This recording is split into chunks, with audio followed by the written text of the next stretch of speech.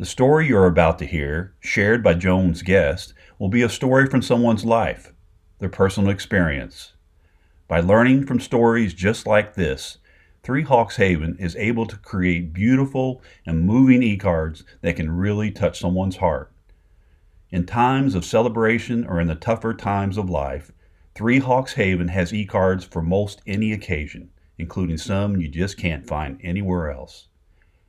You can shop for all their e-cards by going to their website, threehawkshaven.com. Now to Hawks on the Wire with your host, Joan.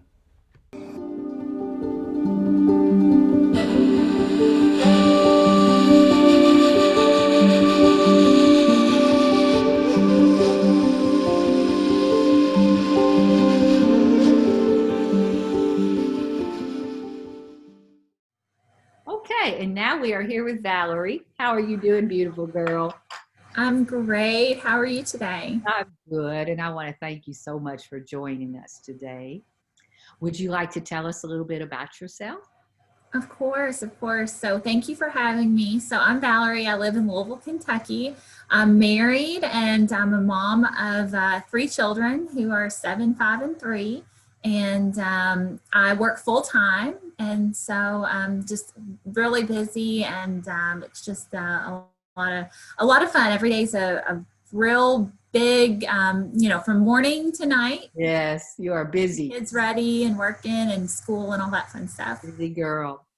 And today we're going to talk about your experience of growing up with an alcoholic father. Yes, yeah. So can you tell us a little bit, how was that, growing up? How was that for you as a child? So, it's a good question because, as a child, I didn't realize that my life was any different than any other child's that I was in school with. I was probably in college until I realized that my life growing up was different than the life of my peers. And I thought it was because I wore glasses or had braces that made my life so much different. It was really the environment that I grew up in. And, my father was an alcoholic and he was verbally abusive. And so it made my life different in the way that, I had very high standards that I had to live up to. And, I would even say that it was I became a codependent as an adult kind of early on, and I had to learn to avoid, that behavior of codependency. But what do you define codependency as, Valerie? What does that mean to you?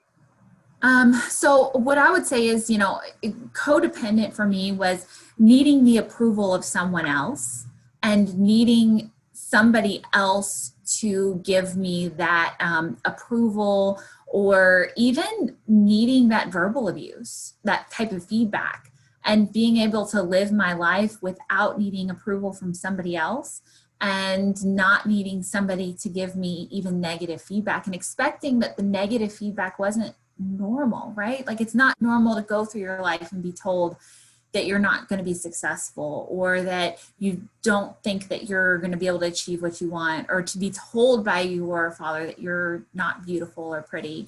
And so that's not normal. I didn't realize that until an adult. As a child, I ended up manifesting behaviors that you would see in probably a workaholic adult. Because I knew early on that the environment I was in was not the environment I wanted to be in. And so I looked for, ways to become involved in Girl Scouts, and my neighbor invited me to church. And anytime somebody invited me to do an activity that was outside of my home, I said yes, because I wanted to be out of my house as much as humanly possible. And so again, I thought that was normal. So you might say, oh, that's not normal. How did you not know that your childhood was not normal? But I thought that was normal because I didn't know any different. Mm-hmm.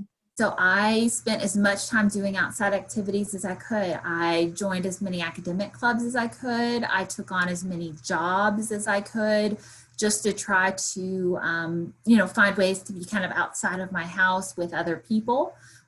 where I felt, supportive or felt like I was doing something that was good. Because Girl Scouts to me was a positive thing, working was a positive thing. And then when my neighbor invited me to church, that was a very positive thing as well. And there were people there who really cared about me. Well, and you had told me you kind of turned into a workaholic, you said. I did. I was like a child version of a workaholic, and it created a little bit of a demon in my 20s when I started my first job, like my first career job, because I was kind of a really difficult person to be around because everything that I did was about work. And I even in high school, I was doing 4 hours of homework a night just to excel. And what high schooler does that? Like who does that? That is not normal. And looking back, at the time I didn't realize it wasn't. And I was working a job.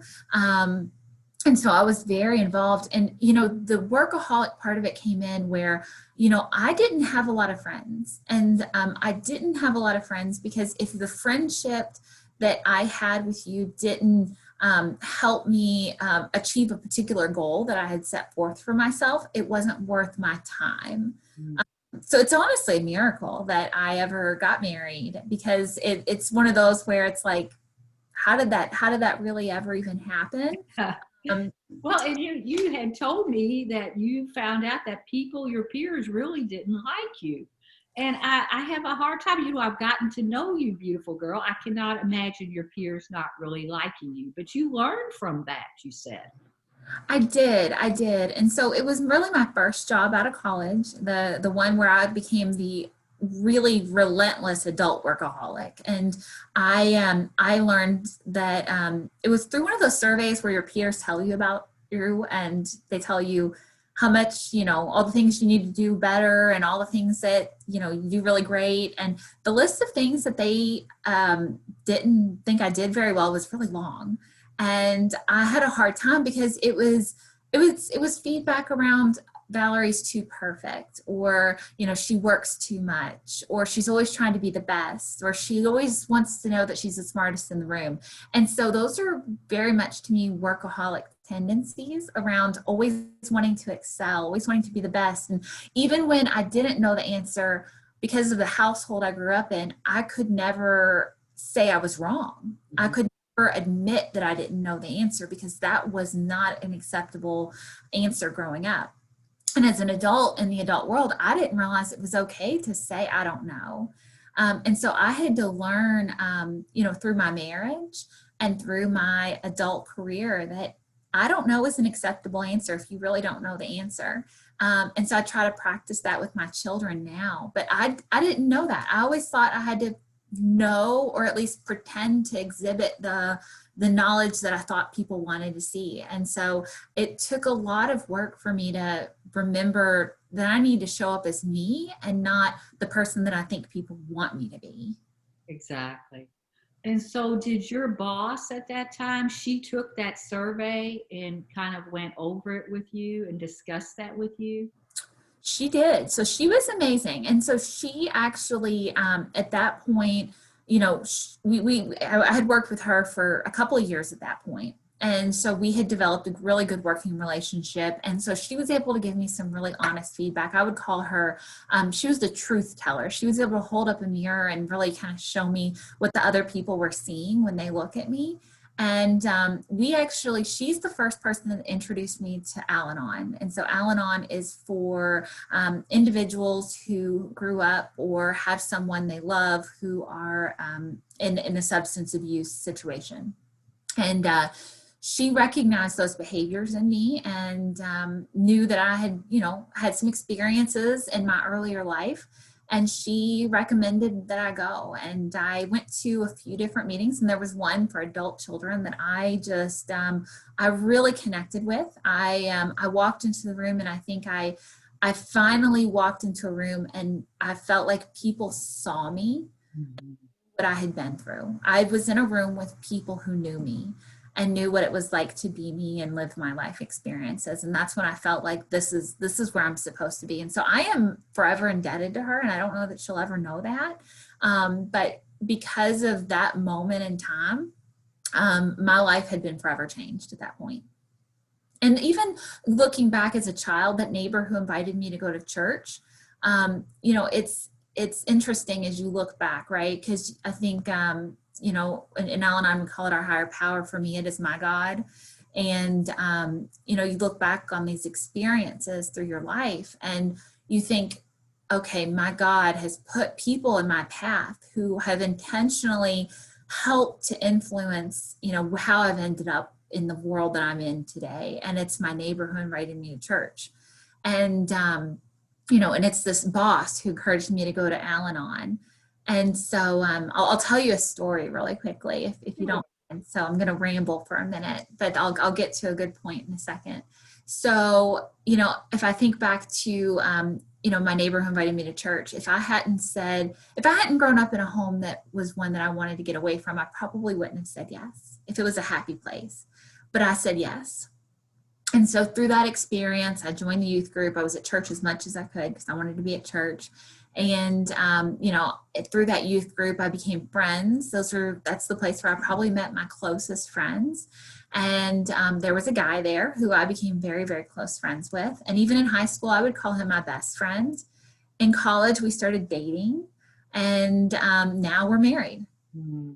And so, I look back and, through Al-Anon, it gives you a variety of tools that you can use to help, a bunch of slogans and tools. And every day I use my Today's Hope app, and it helps me to kind of focus and center myself. And there was one in particular a few weeks ago about moldy bread. And you might say, well, what does moldy bread have to do with anything? And the person who was writing was talking about how he ended up going to a farmer's market and he got moldy bread. And, he could have been angry and frustrated about the moldy bread, but instead he thought about how grateful he was for the moldy bread because it gave him an opportunity to think about the fact that he lives in an environment that gives him an opportunity to go out and purchase bread whenever he wants to.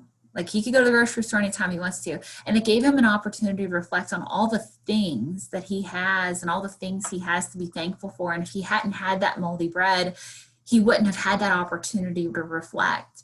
He wouldn't have had the opportunity to meet the people at the farmer's market. He wouldn't have had the opportunity to meet the people at the grocery store that he later got the good bread at.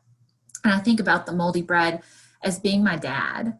And, I be like, well, how could that be? And, I have to be thankful for my moldy bread, which is my dad. Because if I wasn't, if I hadn't had moldy bread, I probably wouldn't have found my way to church very quickly. I wouldn't have found this peace that I have as an adult, to think about the fact that, I met my husband at church. In no other circumstance would our paths have ever crossed. We didn't go to middle school or high school together. We didn't choose the same college. We didn't choose the same career paths. So we could have gone our whole lives and never met. And so because of the house I grew up in, because of my moldy bread, I have this wonderful husband. I have these 3 beautiful children who I love and adore, and they make me better. And, it's just, you have to think about it. And I even think about my own kind of personal healing in the journey. It's been long. I mean, even to this day, I still practice the tools and I still, have my quiet time to self-reflect. And you just have to think about, how grateful I am for the fact that there's people who have come into my life at different points and help me to become the person I am today. But if I hadn't had the moldy bread to begin with, like if that hadn't been where I started, then I wouldn't be the person I am today. Oh, so that's a beautiful story. What a grateful heart you have, beautiful girl. Oh, thank you. That was a long story. I apologize. No, that's a wonderful story. Thank you. And I know too, you had told me kind of part of that is you had to work through some anger, you said. And like you said, it takes a while, but you did get to forgiveness and you're working on that. Part of that moldy bread story. Yeah. So that's the other part of it is I was angry for a long time and I didn't realize I was angry. I was angry at the world. I was kind of mean. Like not even kind of, I was mean. I had high expectations of others. The behaviors that I grew up with, I'd started to exhibit because I didn't know any better. There were times where I would yell and, my husband would be like, why are you yelling? And I'm like, well, I'm not. This is my talking voice. This is how we talk at home, right? This is what I grew up with. And so then I became angry because I was like, why did I have to live through this? Of all the people, why me? Why was it me that had to live through this? And why did I have to overcome these circumstances? Why did anybody have to? Why does anybody have to suffer with, living and growing up with somebody who has an addiction? But, I had to realize first that, I was only hurting myself if I didn't forgive him. And because I was the only one who was carrying the anger with me. So I would run, I would leave, I would drive somewhere, and he's fine. Like anybody that I've interacted with is completely fine. But it was me who was harboring that anger. And so I was angry. I was not a joyful person. And so I had to first let go of that because I was only hurting myself at the end of the day. And then I had to, I had to really think about, taking the kind of the forgiveness to the next level and, really being able to talk about it, right? And being able to talk about it with, my husband, and being able to talk about how do I change my behavior, right? Like, how do I become a person that's more joyful to be around? And not that I'm trying to become somebody that I'm not, but I'm trying to be the person that I'm supposed to be. And so that's where I think my whole life I was trying to be the person that I thought somebody wanted me to be. And now I'm trying to find the person that I was intended to be the whole time. And part of that is being, having the forgiveness. And then I would even say the other part of it is, a tool is being able to just be in the moment. And so sometimes I get caught up in, planning the next thing or doing the next thing. And, there's a lot of meditative practices where people will say, hey, just if you're washing your hands, just focus on washing your hands. Feel the water go over your hands. Smell the soap that you're using on your hands and just focus on washing your hands. Don't think about what you're going to do after. Don't think about what you're going to eat afterwards. Don't think about what you've just done. Just be in that moment. And that's the other part of it as well for me, is trying to live in the moment. And so it's very important as I have the kids, because they're all over the place all the time. And I feel like I'm always trying to get their socks on or get their shoes on or get their coat on. And sometimes just stopping and letting them be in that moment turns into a magical moment that I hope that I remember. And then I remember to grab my camera and remember to be in that moment so that I can remember that on the days that I feel sad. Because sometimes it's okay. Sometimes you feel sad. And so that will give me something to look back on the days that I feel a little more sad. Very good. It sounds like, Al-Anon and other people in your life have really given you some great tools to grow and to be present in the moment, like you said, to be there for your children and the wonderful habits that you're teaching your children. Mm-hmm. Absolutely. Absolutely. So we pray with them, and we talk about service to others. We talk about respecting each other. And, it's not uncommon for children to throw fits. And, anybody who's been around kids, they do. And so I try to remind them what I remind myself is, when you're angry, I'll ask them, who are you hurting? And they look at me like, the first couple of times they were like, give me a grunt. And I'm like, no, who are you hurting by being angry? And they finally learned that they're hurting themselves. They're only hurting themselves by being angry. Whoever they're fighting with, whatever they're frustrated with, whether it's, they didn't get the hot dog for lunch or somebody stole their Legos, that person has moved on. Right. That person is living, they're living their best life right now. And so I try to teach them, when they're upset or they're angry or frustrated, they're only hurting themselves. They're only holding themselves back, and they shouldn't do that to themselves. They shouldn't punish themselves for, whatever sadness or anger that they're feeling. Very good. And you're allowing them to feel those feelings, but you're teaching them what to do with those feelings. Oh, absolutely. Absolutely. I'll tell them, I said, it's okay to be sad. We just can't let the sadness control our day. Very good. And what would you advise for like parents or the adults that are with the alcoholic in the family or even the child? Do you have advice for an adult, a parent, a child? Yeah. So that's a good one. And so what I would say is I have a couple things that I would say is I'm going to first start with the home I grew up in is my parents did the best they could. They absolutely did. My dad did the best he could, given that he was fighting an addiction. And my mom did the very best that she could to help protect us. And she actually sent us away to college. She said, "You will not go to college in your home city. You will go away. You will go and learn, for yourself to, get as far away from this environment as you can." And I think part of that also gave me a Christian family and marriage to see and begin to emulate what that would look like. There was a family that invited me into their home. They let me eat with them. They prayed with me. They invested in me. I got to see that they don't fight all the time. They don't drink all the time. I got to see what I wanted my family to look like. And so what I would say to that is, and just love people. And if you have the ability to love somebody else or talk to somebody or listen to somebody, just listen to them and let them be a part of your life. And so that family may not ever know what an impact they had in my life because all they did was let me eat with them. That's all they did. They let me eat with them and they lived their life. They prayed. They just lived their life. I just happened to be there when they were doing it. But that for me was life-changing because I'd never seen that before. And then that gave me a model for what I wanted my marriage and my household to look like.